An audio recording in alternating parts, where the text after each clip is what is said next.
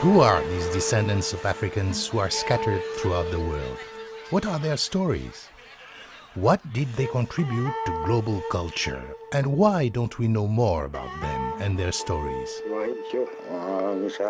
The answers lie in the guilty and painful silences surrounding the more than 1,500 years of history of the enslaving of African peoples in distant lands.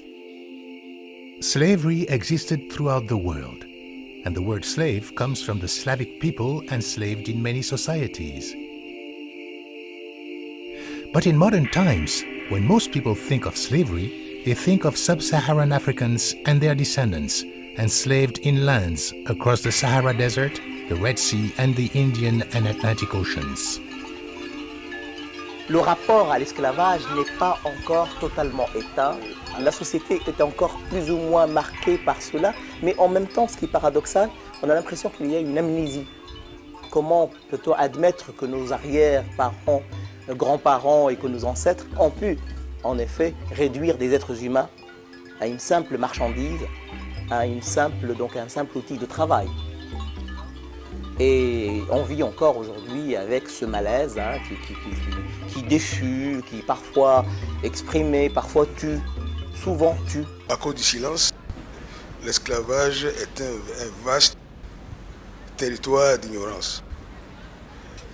Tout cela, à mon avis, est un gain. De savoir ce qu'on ne sait pas est un gain. The slave trades that literally changed the face of the world were not the first great migration out of Africa. The first African diaspora was the migration of the ancestors of all of humankind who 100 to 150,000 years ago spread out from Africa to people the rest of the earth. It's a mistake to think that there was only one African diaspora, that the African diaspora is associated only with the slave trade. Africa was the cradle of humankind, and that consisted of millions of individuals as well who went up to Europe and who went to Asia. What is important about this movement is that it was not coerced, it had nothing to do with racial prejudice of one sort or the other. Si on limite l'apport africain à ces routes de l'esclavage, on commet une erreur historique, une erreur humaine et une erreur idéologique. Et c'est dans ce sens que revoir cette histoire, c'est la refonder dans cette vision, je dirais sur la très longue durée, la vision humaine du substrat africain de notre société. The massive long-distance deportation of enslaved Africans began more than 1,500 years ago with the trans-Saharan slave trade and the trade around the Red Sea and the Indian Ocean. Cette traite déportait les esclaves en direction du Maghreb, d'une part, de l'Égypte, d'autre part.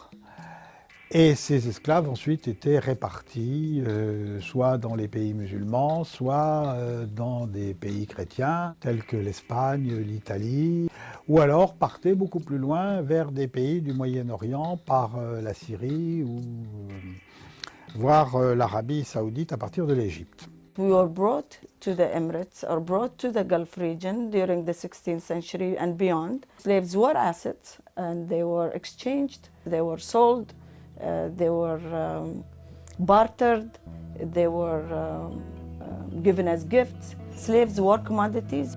Many of our ancestors worked as divers. It was really harsh. Pearl diving was the only product before oil. And in the off-season, many went into the palm cultivation and did also build ships and participated in various activities that had helped the country gain its economic strength and sustained the population that owned the slaves. African descendants are also found in Iran, across the Persian Gulf from the Emirates. The majority of these Africans were disembarked at various ports in Iran, southern parts. A few number were taken inland. Afro-Iranians were able to sustain and maintain African tradition.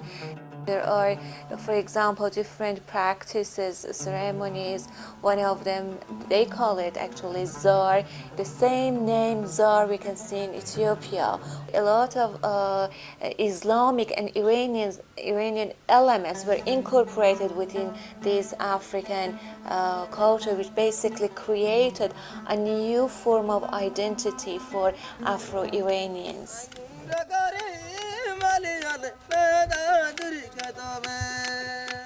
African descendants are also found throughout the world of the Indian Ocean.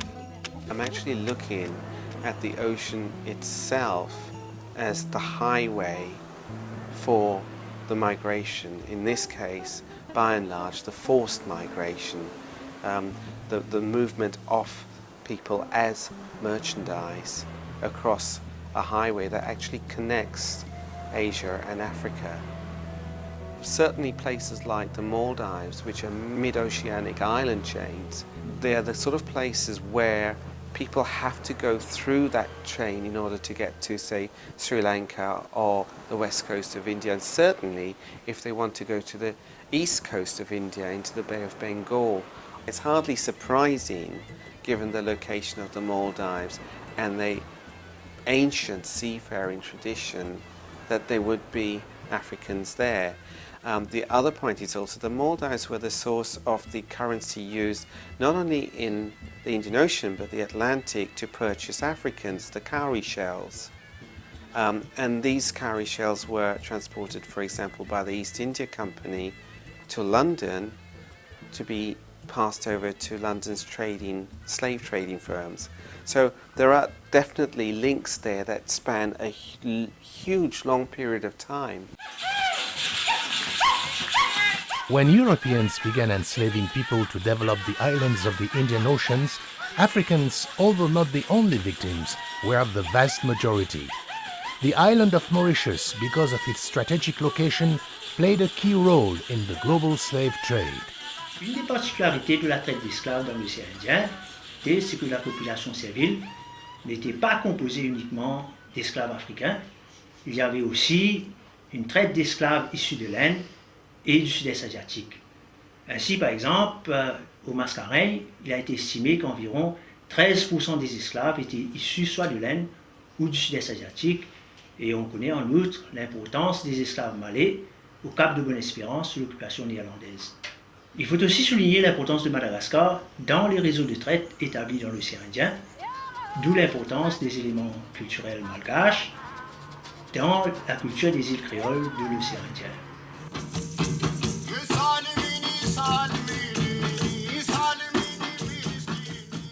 East Africans from the Horn in the north to Mozambique in the south also migrated to or were taken to various parts of India, where they're collectively known as Siddhis.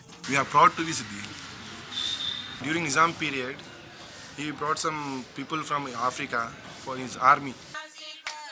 Our people are brought to India at 800 years ago. We are come as a slaves, as a soldier, and as a businessman. Of the many Africans enslaved to be soldiers for rulers, some acquired surprising roles. This was the one place in the world where black Africans ruled over non-Africans outside of Africa. And I found, in fact, that there were several places where this happened. And this was well documented in coins, stamps, photographs, great paintings in the great museums of the world. I first saw Africans when I saw paintings of Malik Ambar. And Malik Ambar was a great general who basically controlled a sultanate called Ahmednagar. He came to India as a slave. His master had 500 slaves and may have been an African himself. He became the ruler of this country, and he was the biggest opponent of the Mughal emperor, as the Mughal emperors tried to conquer most of India. Siddhis were also known for their architecture in several areas of India. The most famous Siddhi architectural structure, which is one of India's national landmarks, is the island fort of Janjira. Ruled by the Siddhi royal family of the princely state of Janjira, The fort controlled the waters of India's Konkani coast from the 17th century until 1948, after India's independence.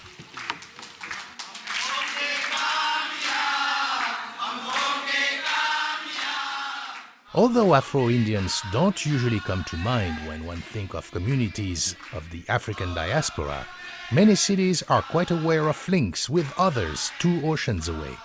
Black American and we are brothers. Africans were also found throughout the vast Ottoman Empire that lasted from the 16th to the 19th century. Well, we're talking about all the Middle East, that is to say, what is today Syria, Lebanon, Egypt is very important in this case, North Africa except Morocco, Morocco was never Ottoman, and the Balkans. The Ottomans enslaved both Caucasians, so they had white slaves, and they enslaved Africans. There are descendants of Africans in Turkey today. We know of African communities along the western coast of Turkey, that's the Aegean coast, and also along the Mediterranean coast.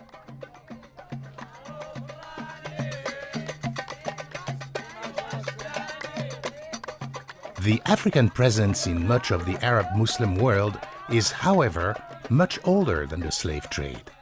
The Indian Ocean and the Red Sea were lively places of contact and exchange between peoples of Africa, Asia, and the Middle East, long before the search for spices and new horizons brought Europeans to these regions. Nous avons été d'une école qui a toujours fondé le peuplement de l'Afrique du Nord sur les apports méditerranéens. Et nous avons oublié le continental, qui est à la base du peuplement de l'Afrique. Et l'archéologie, l'histoire ancienne, la préhistoire est là pour nous montrer à quel point le peuplement de l'Afrique du Nord a été commandé, déterminé dans une large mesure par les flux migratoires venant du sud. Et le fond, le substrat africain, il est là avant tout. And in Morocco, in North Africa, the Gnawa, whose ancestors were brought across the Sahara, are respected for their mastery of interactions with spiritual beings and their ability as talented healers.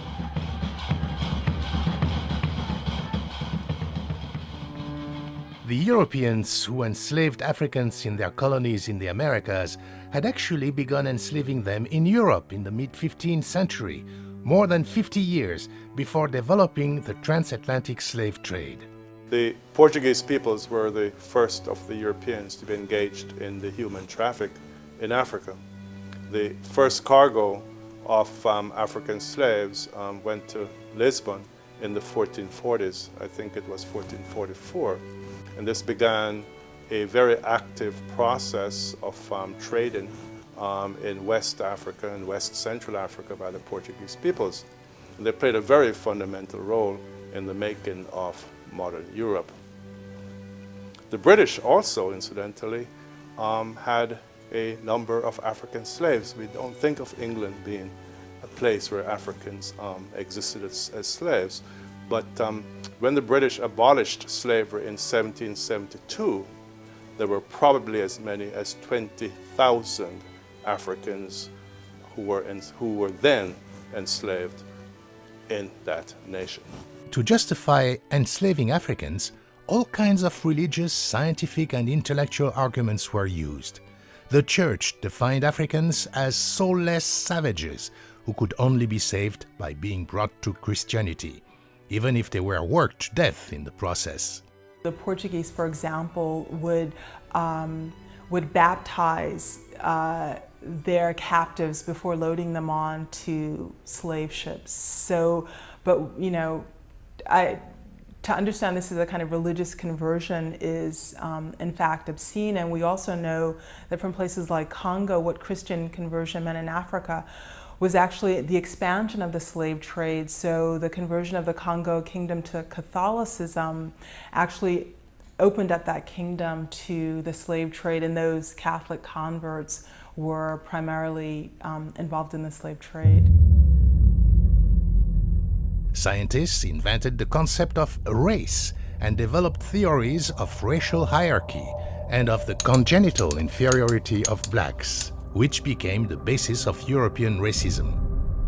Africans were said to have no history, no culture, no civilization. Hubo una distorsión en la historia, que la historia fue cambiada a propósito, entonces para justificar la compra y venta de esclavos, ¿no? Suponía que eran personas que no eran personas. In no instance were the other groups racially stigmatized by the enslavement. Whereas with the enslaved African population, this stigmatization became a global phenomenon in and of itself. In the slavery systems of Africa and elsewhere, the humanity of enslaved people was generally assumed. Sometimes they could be integrated in the enslavers' families, rise to position of power, even become royals. The system of slavery that Europeans created in the Americas was unique in that it became very quickly racialized. After the failure of the enslavement of native populations, only Africans were enslaved in the Americas. This system of chattel slavery sought to dehumanize its African victims. The millions of Africans torn away from the continent during almost 400 years and their generations of descendants were not defined as human beings. The French and Spanish Black Codes, laws that were written to regulate slavery, defined them as movable property. And the United States Constitution characterized them as 3/5 of a person. In the European language, what we see is the birth of human commodities, right?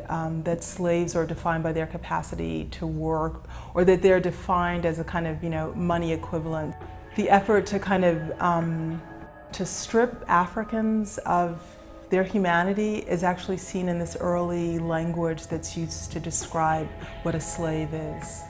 And it's a commodity that's equivalent to other commodities. Packed tightly into the holds of ships like other merchandise, almost a fifth of these Africans perished in the inhuman conditions of their horrific journey across the ocean. A journey that could last from 6 weeks to more than 2 months, depending on the points of departure and arrival and the weather. Upon arrival, they were sold at public auctions. Upon purchase, their existence was recorded not on human population censuses, but on their owners' property lists, along with cows, pigs, horses, and household furniture. Véritablement, on est dans le cadre de l'esclavage le plus dur qui ait existé et sans véritablement d'issue.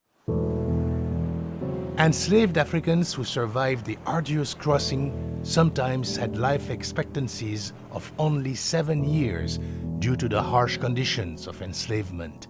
The need for constant replacements fueled the trade, and owners of enslaved people and the investors who financed the many aspects of the trade reaped huge financial rewards. Generally speaking, ordinary people were in the forefront of the trade.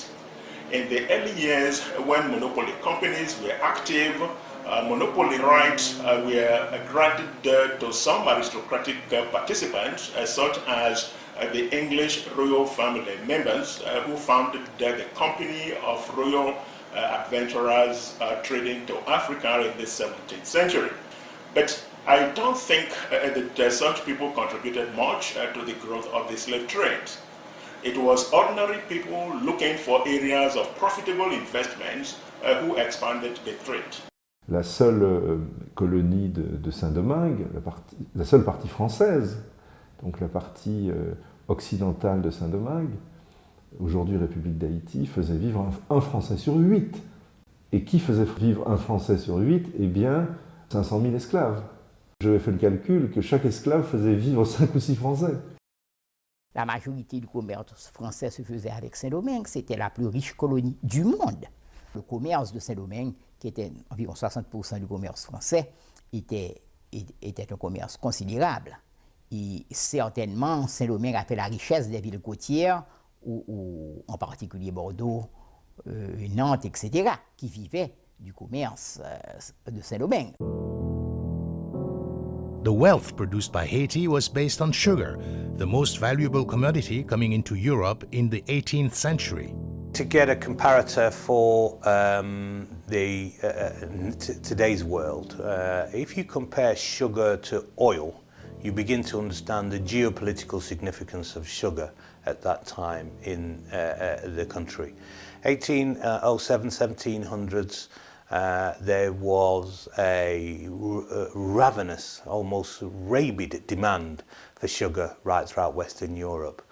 And the sugar industry became of such geopolitical importance that France and the United Kingdom in particular regularly went to war against each other for the domination of Caribbean plantations and sugar colonies. Rice, another major Atlantic commodity, is usually assumed to be Asian. But West Africans also independently domesticated rice. US planters would ask slave ship captains to bring them both rice seeds and rice negroes, familiar with the complex technology of growing it. This African rice, cultivated in the United States, based on African expertise, provided financial backing for the South in the US Civil War. It is very interesting that South Carolina was the first colony to secede from the Union. The colony's wealth was first based on rice, and rice in this sense was as important to the development of the South in the colonial period as sugar was to England in the same period of time. Much of Atlantic slavery took the form of a triangular trade. Merchandise produced in Europe was shipped to Africa to be exchanged for Africans, to be shipped to the Americas, to produce raw materials to be shipped to Europe. It was from cities such as Lisbon, Seville, Amsterdam, London, Liverpool, Nantes and Bordeaux, but also Rio de Janeiro, Bahia, Havana and Newport, that ships left for Africa and to which they returned with the riches of the Americas. Durante todo o tempo, enquanto houve escravidão, houve luta contra a escravidão. E que foi um sistema que se reproduziu tendo como um conteúdo necessário ao próprio escravismo o uso da violência permanente contra a população negra. Então, resistência é muito isso. É recuperar e quebrar este silêncio que foi construído em torno da passividade ou da aceitação da escravidão pelos escravos, ou pelos africanos, com as várias argumentações de que a escravidão era conhecida na África, ou que os africanos eram mais habituados ao trabalho sedentário, ao trabalho organizado. Tudo isso é uma forma de justificar a escravidão. Africans resisted first within Africa. In Angola, Queen Nzinga fought a more than 30-year war against Portuguese slave traders until they negotiated a treaty with her in 1656. However, some kings agreed to trade with the Europeans and took personal benefit from the slave trade by strengthening their power with imported firearms. Other Africans, refusing to be captured and sold to enslavers, resisted and ran away to places hard of access, like the Tofino people in Benin, who built their villages in the middle of lagoons. Je peux parler du peuple Lobi, qui a quitté donc le nord ouest du Ghana, et à cause des rapts qu'exerçaient des royaumes du Ghana actuel, plutôt que de continuer à pratiquer une guerre de guérilla contre des esclavagistes supérieurement armés alors qu'eux n'avaient que leurs arcs. Ils ont utilisé leur architecture, c'est-à-dire que c'est des gens qui habitent dans des fermes closes, des fermes à argamas, c'est-à-dire à terrasse, avec une seule ouverture d'entrée, une petite ouverture d'entrée, en forme de triangle qui ne laisse passer qu'une personne à la fois. Les gens qui sont abrités à l'intérieur ont tout le temps de voir venir l'ennemi et de pouvoir se défendre. Et les chambres ne sont éclairées que par des petites ouvertures rondes, donc ils peuvent surveiller comme ça l'environnement. Segundo, uma resistência nos portos de embarque. Então não é à toa que os armazéns e as feitorias eram prisões. Durante a viagem havia várias rebeliões e nós temos notícias de vários navios que foram recuperados pelos escravos, onde o caso hoje mais comum é o caso que foi objeto de um filme chamado Amistade. E por fim, revoltas dos lugares de trabalho onde eles eram inseridos. The first great African slave revolt historically documented took place in Iraq. Known as the Zanj Revolt, it lasted from 869 to 883. Thousands of African slaves from East Africa working in the salt marshes in southern Iraq joined forces with other groups to revolt against slavery and for social changes. The Zanj rebels even established their own state with its capital called Al-Muqtada, and during 14 years seriously threatened and challenged the reign of the Abbasid Caliphate. And this continued in the Americas when people found themselves in hospitable milieus who were defined by those who owned them as property. And these people refused to accept that definition of themselves. If they had accepted it, then they would not have challenged the forces of oppression. But they began as early as 1522 in Santo Domingo. And there was an avalanche of rebellions throughout the 16th, 17th, and 18th centuries in Jamaica, in Mexico, in Cuba, in Brazil, in Venezuela, all over the diaspora, in the United States or North America for that matter. But this kind of physical challenge to slavery was not restricted to rebellions. People ran away, escaped into inaccessible parts of these countries and established free settlements. The Maroons in Jamaica, for example, signed a peace treaty with the British in 1739 that recognized their freedom. Yanga, que era de origen noble, se subió a las montañas de Orizaba y constituyó un palenque. Y tuvo varios de sus compañeros de lucha que encabezaron una resistencia armada, combatieron las fuerzas coloniales durante casi 40 años. Finalmente pactaron el virrey y Yanga, la fundación de San Lorenzo de los Negros, que es el actual municipio de Yanga.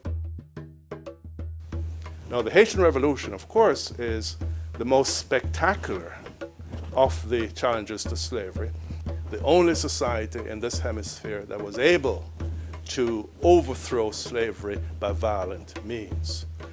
Of course, after that, they had to confront all kinds of efforts to nullify their freedom because the Europeans became afraid that what happened in Haiti could happen in their backyard. Haiti became the world's first black republic and the first republic in the Americas to abolish slavery.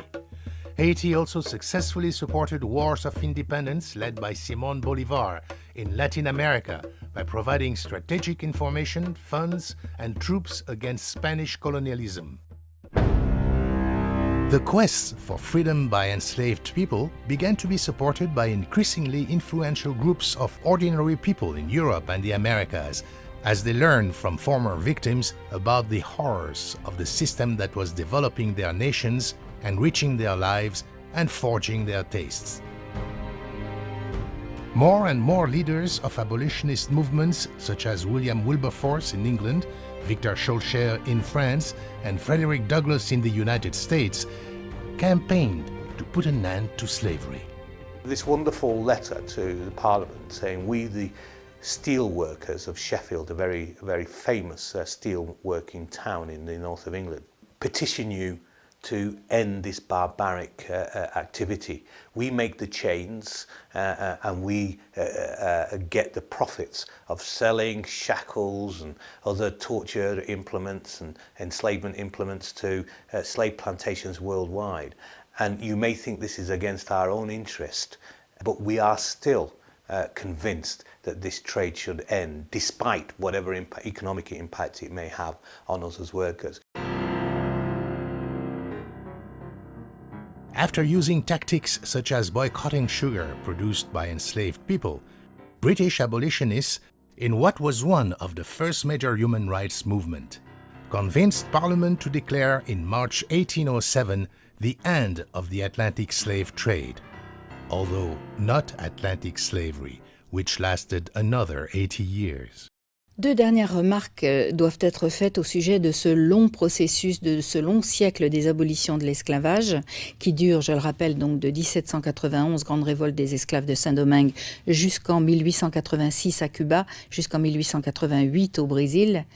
C'est, pour commencer, la faiblesse, la relative faiblesse des arguments des abolitionnistes occidentaux des XVIIIe et XIXe siècles. Leurs arguments sont essentiellement moraux ou religieux, ils sont très rarement économiques.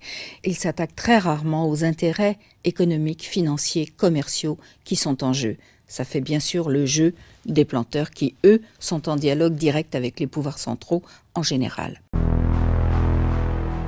The movement to abolish the slave trade by the British as a response to humanitarianism is to tell only a part of the story. The British were beginning to transfer their capital from slaves to machines. The start of the Industrial Revolution was becoming quite evident.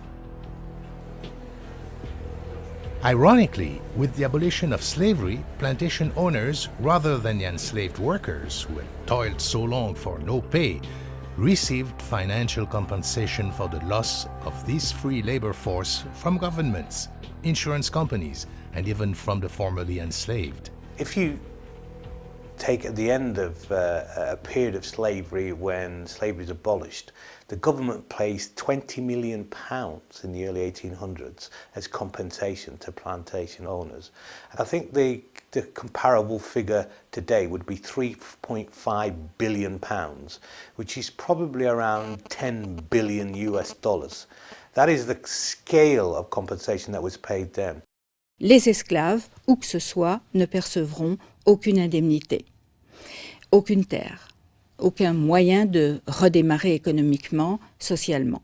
Quant à l'utilisation de cette indemnisation par les planteurs, il y a encore une grande différence entre l'utilisation britannique et l'utilisation française. Les Britanniques ne réinvestiront quasiment pas leur indemnisation sur place dans les colonies, alors que les planteurs français vont réinvestir une grande majorité de cette indemnité dans les colonies, puisqu'ils vont avoir création de banques à leur disposition, d'organismes de crédit qui vont permettre le développement de la monoculture sucrière, la construction de grandes usines.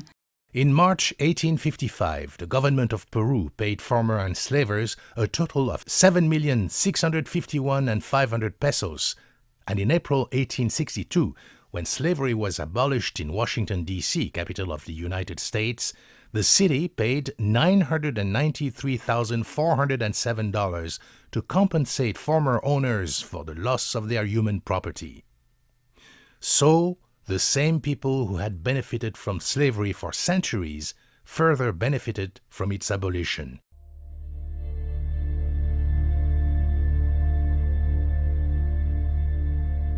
In exchange for agreeing to recognize Haiti's independence and encouraging other nations to do so, France forced Haiti to pay 150 million francs in gold to compensate the former plantation owners.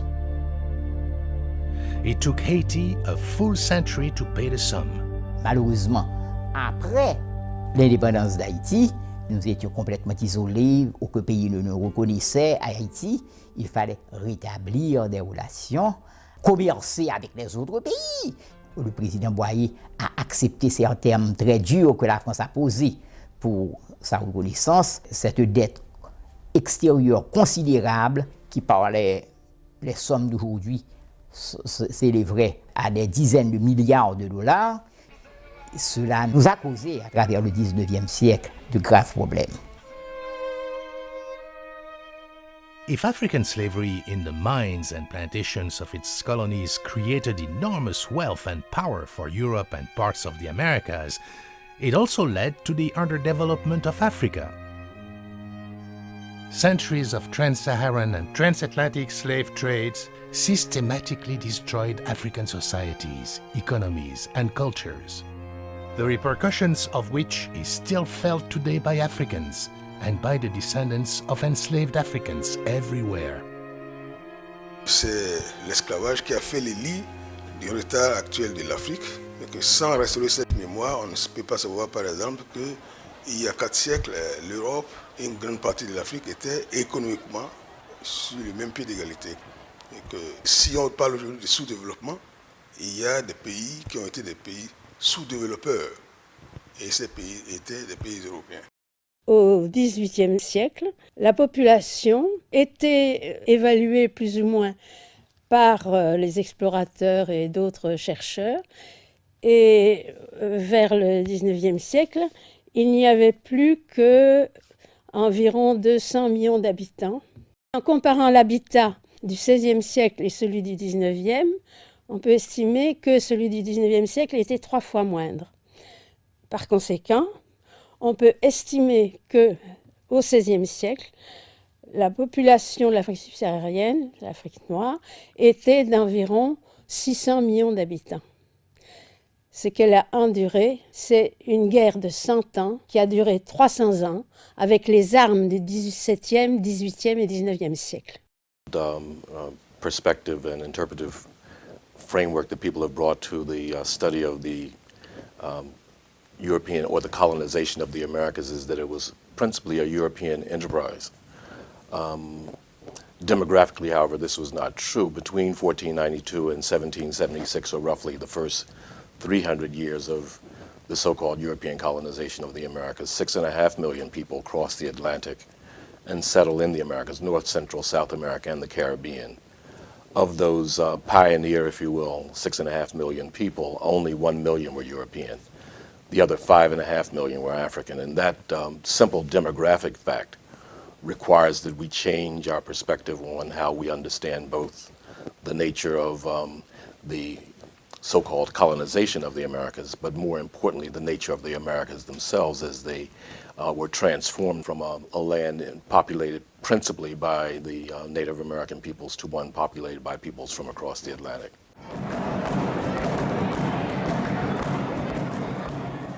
Que demográficamente la población africana tuvo una importancia que no se conoce y no se ha difundido y no se ha asumido en la historia oficial.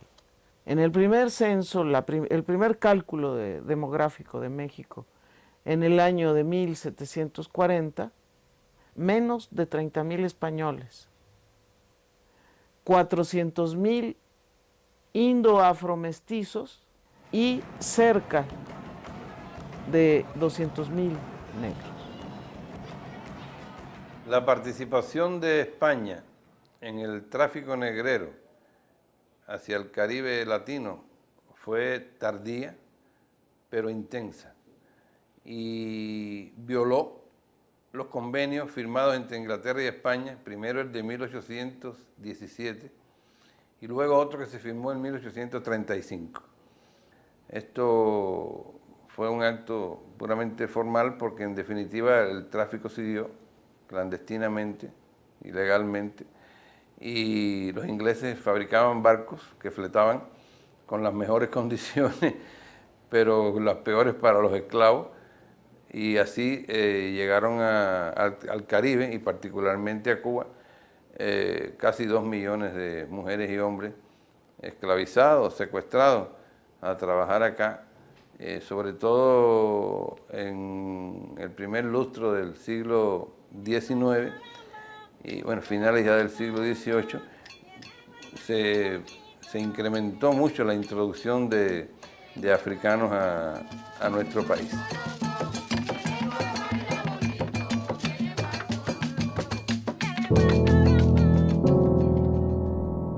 Most historians believe that the best way of trying to calculate the number of people who crossed the Atlantic to the Americas is actually to use records of ships.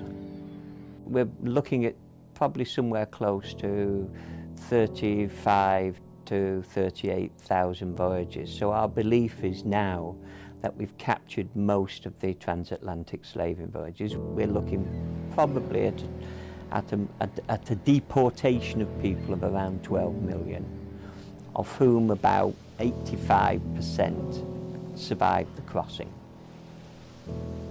Well, the principal implication is that much of what we've studied thus far about the Americas, especially its cultural development, is so heavily skewed on the European side that we have essentially missed the essence of the history and culture making that took place during that colonial epoch. And so it challenges those of us who are scholars and others who are interested in knowing the truth about this development of this hemisphere, to go back to the sources and begin to piece together the cultural and political and social impact of the majority of the population that was here, rather than continuing to retell the stories of the minority, which basically is as much ideology as anything else.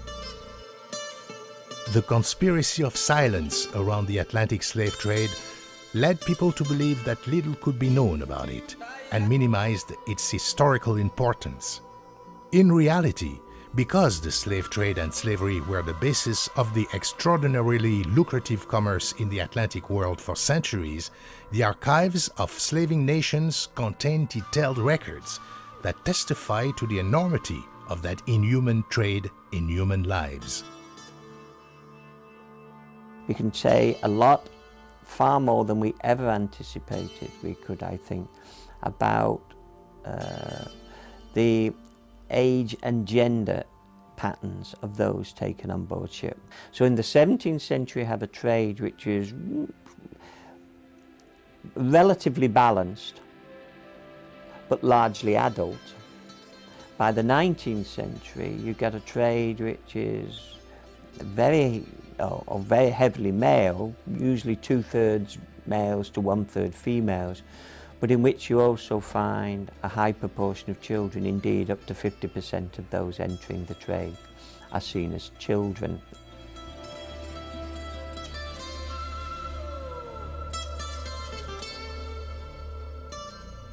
The slave trade was a crime unprecedented in human history, in our view, and that's how we're categorising it. It's simply incomparable with any other major crime in terms of its scale, its duration, and the barbarity of slavery. Although many countries that benefited from African slavery still avoid dealing with this sensitive issue, some explicitly denying that it was a crime, at the 2001 United Nations World Conference Against Racism, Racial Discrimination, Xenophobia, and related forms of intolerance, delegates from around the world also declared the slave trade and slavery a crime against humanity. We acknowledge that slavery and the slave trade, including the transatlantic slave trade, were appalling tragedies in the history of humanity, not only because of their abhorrent barbarism, but also in terms of their magnitude, organized nature, and especially their negation of the essence of the victims. France was the first nation to acknowledge the slave trade and slavery as a crime against humanity, when on May 10, 2001, the French Parliament adopted what has come to be called the Taubira Law, proposed by Christiane Taubira, legislative representative from French Guiana. However, Haiti was the first nation to condemn slavery as a crime and to outlaw it in its legislation. Cette masse de gens qui vivent sur le sol français a revendiqué une reconnaissance du passé esclave, de l'origine différente. Et c'est pour en fait la satisfaire que je pense la France, le gouvernement français a pensé à reconnaître enfin, après tant d'années, que l'esclavage était un crime contre l'humanité. On voudrait que cette date ne soit pas le seul symbole. On voudrait qu'il y ait aussi une refonte des livres d'histoire, surtout géographie aussi, économie même, et que dans ces livres, on intègre et la réalité de l'esclavage et ses conséquences sur le plan social, économique, comment finalement il a permis le développement des sociétés capitaliste européenne. On voudrait ça.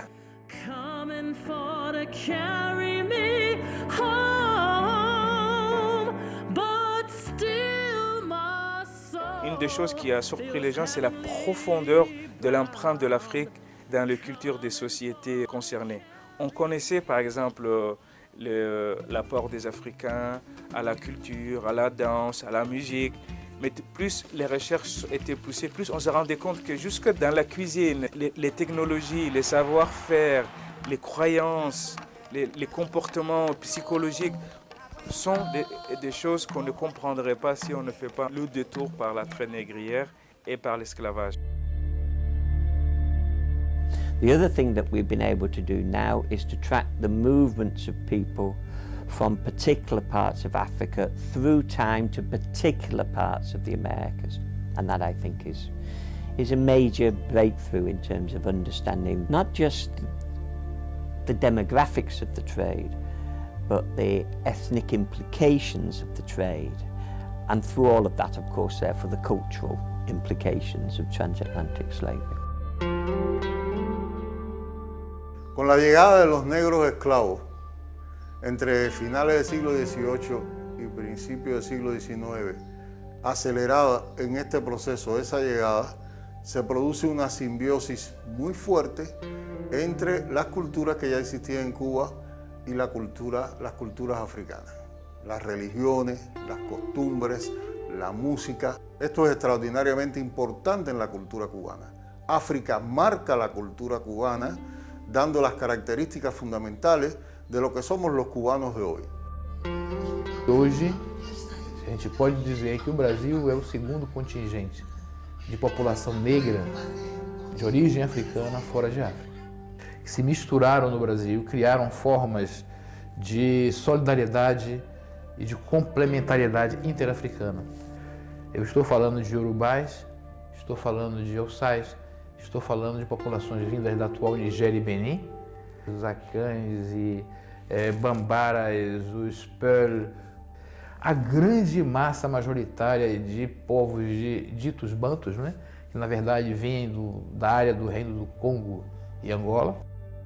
Rather than being brought to the Americas as just unskilled laborers, many Africans were selected for the specialized expertise European and Euro-American slavers knew they had, such as rice cultivation and gold mining in areas of West Africa. When I talk about a system of knowledge, it is this thinking about how it was in the 18th century when most of the world's people were rural and agriculture was a fact of life. We forget in this highly urbanized, modernized world in which we live, we forget the significance of knowing how to use land in different kinds of environments. It was you lived or died by that knowledge. Looking at the period of plantation slavery and looking at the food systems in this way sheds new light, I believe, on the immensity of the contribution of enslaved peoples to the agricultural history of the Americas. Outros na grande tradição da mineração. Não é à toa que quando se instala, digamos assim, uma corrida do ouro em Minas Gerais, de 1700 em diante, né, se começa a ter que buscar negros minas, que vinham de Elmina. African technological contributions to the development of the Americas remain largely unacknowledged, camouflaged by the pervasive racism resulting from slavery that has denied African expertise and accomplishments. The legacies of transatlantic slavery are still with us, and there are issues arising from that legacy that still need to be addressed in terms of recognising the human trauma, the psychological problems that the descendants of slaves have suffered as a result of their ancestors' movements, forced movement across the Atlantic. This is a process which continues to have repercussions for opportunities, for expectations of people and so on throughout the Atlantic world. This issue of racism which came out of the slave trade and slavery has affected the whole of humanity. It has marked the culture, especially the Western culture, but not only the Western culture. It has marked the whole world. La ligne de partage entre blanc et noir, dans la terminologie, c'est esclave, abd, et hor, blanc.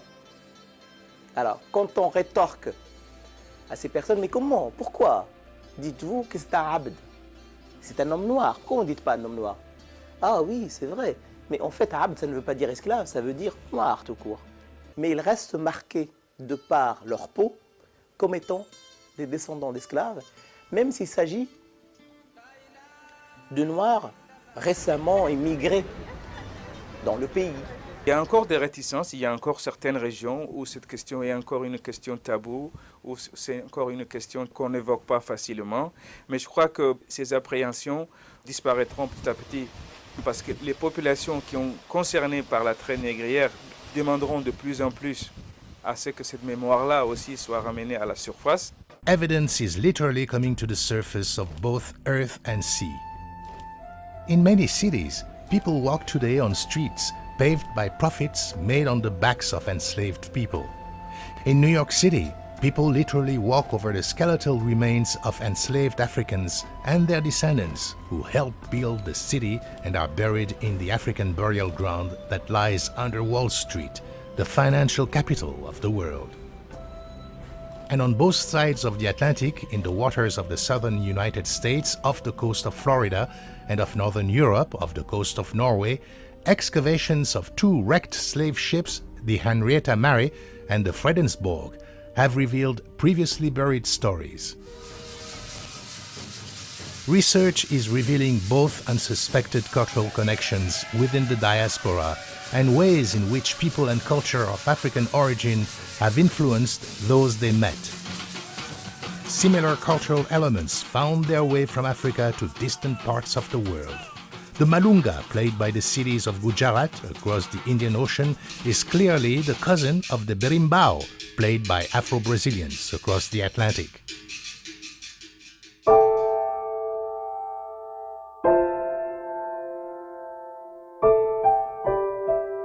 Despite the less than enviable way in which Africans left the continent to spread across the world in the second diaspora, they became the first globalized peoples of the modern era, a human and cultural link between Africa, the continent of human origins, and Asia and the Middle East, Europe, and all of the Americas.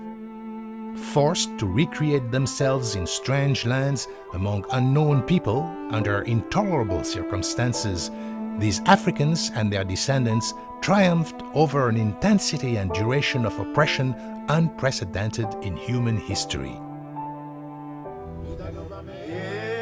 By understanding this silent chapter of world history, we can better grasp the genealogy binding the slave trade to other crimes against humanity and new forms of enslavement.